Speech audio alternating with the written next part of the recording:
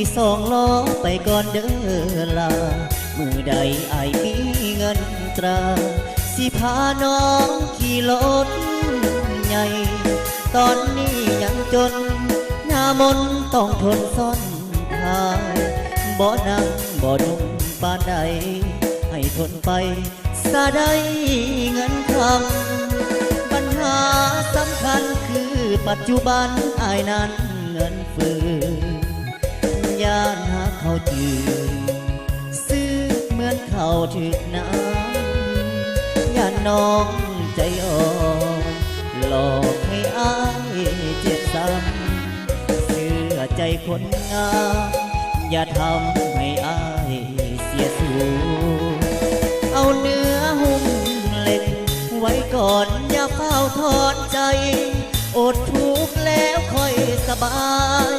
ดีกว่าทุกข์ในภายลุนเอาพรแสวงไปแข่งกับคนมีบุญทางฝันอยู่ไกลไม่ลุ้นขอเพียงอุ่นกำลังใจเงินอายบ่พอขี่สองล้อไปก่อนเด้อลา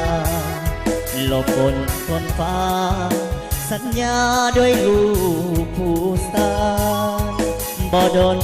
ดอกลาจะพาน้องขี่รถใหญ่ขอเพียงสอบเขามีใจบ่ไกลดอกเด้อ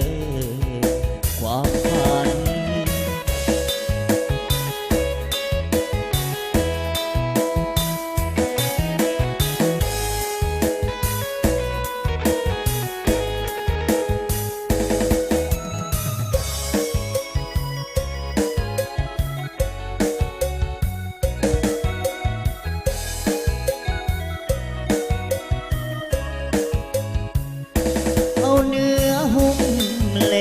ไว้ก่อนอย่าเฝ้าทอนใจอดทุกข์แล้วค่อยสบายดีกว่าทุกข์ในภายลุน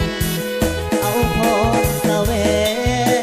ไปแข่งกับคนมีบุญทางฝันอยู่ไกลไม่ลุ้นขอเพียงอุ่นกำลังใจเงินอายบ่พอขี่สองล้อไปก่อนเด้อ